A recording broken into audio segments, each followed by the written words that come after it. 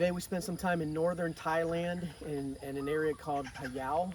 And what's notable about that area is that there are some of the Lisu people that live there. The Lisu people uh, live in southern China and northern Burma, and, uh, and some in northern Thailand, which is where we're at here. And notable among missionaries for work with the Lisu people was J.O. Fraser. And quite an interesting account that his life was for us, very inspiring. He was born in England and a very brilliant young man, very athletic.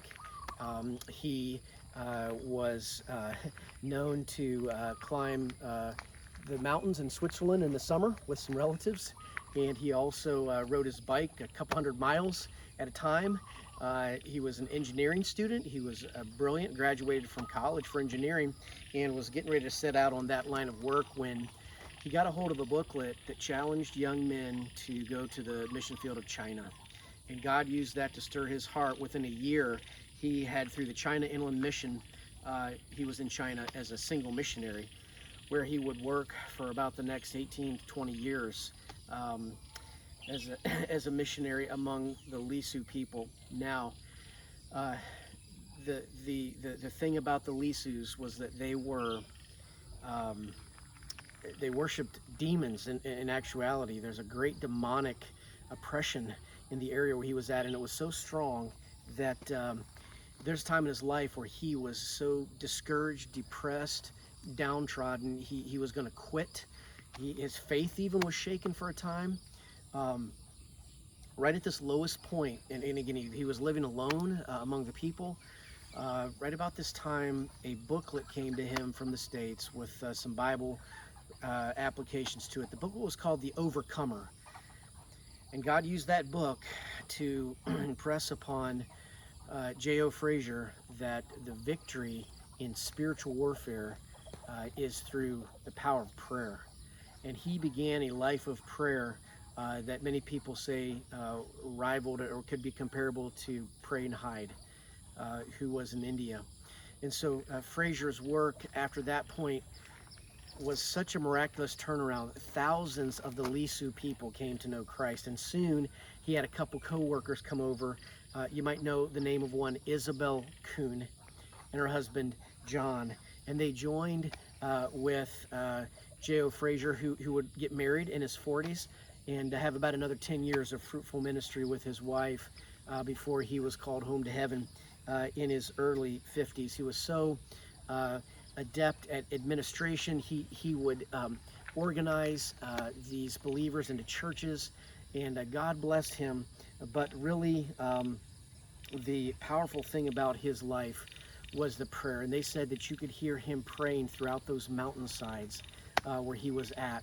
He slept in, he lived among the people, the poorest of the people, slept in mud huts and on the ground. But just loved people, loved the Lord, and found victory through prayer. Two great books to read about his life. One is written by Mrs. Howard Taylor, which is entitled Behind the Ranges. Fills in a lot of details about his life. Really encourage you to get that book. And second was a book written about him by his daughter, Eileen Crossman, that was entitled Mountain Rain. Now, there's some famous quotes that are captured in these books. I just want to share a couple of them with you from James O. Fraser, some quotes that he gave in his life. He said this: "I used to think that prayer should have the first place and teaching the second. I now feel that it would be truer to give prayer the first, the second, and the third place, and teaching the fourth." Then, for those that prayed for him back home in the States and in England, he said this: "I believe it will only be known on the last day, the day of judgment, how much has been accomplished in overseas missions by the prayers of earnest believers at home." And then about that time where he faced that deep, dark depression, really that crisis of faith, he said this: "The aim of satanic power is to cut off communication with God. To accomplish this aim, he, Satan, deludes the soul with a sense of defeat, covers him with a cloud of thick darkness, depresses and oppresses the spirit, which in turn hinders prayer and leads to unbelief, thus destroying all power, all spiritual power. And then about the work on the mission field, he said this: I know enough about Satan to realize that he will have all his weapons ready for determined opposition. He would be a missionary simpleton who expected plain sailing in any work of God. And then lastly, last quote I'll share with you from James Fraser is this: solid, lasting missionary work is done on our knees. I encourage you to read about James Fraser, who served the Lord in this area in northern Thailand and in southern China, Isabel Kuhn and her husband John, who gave their lives to reach people in this part of the world with the gospel.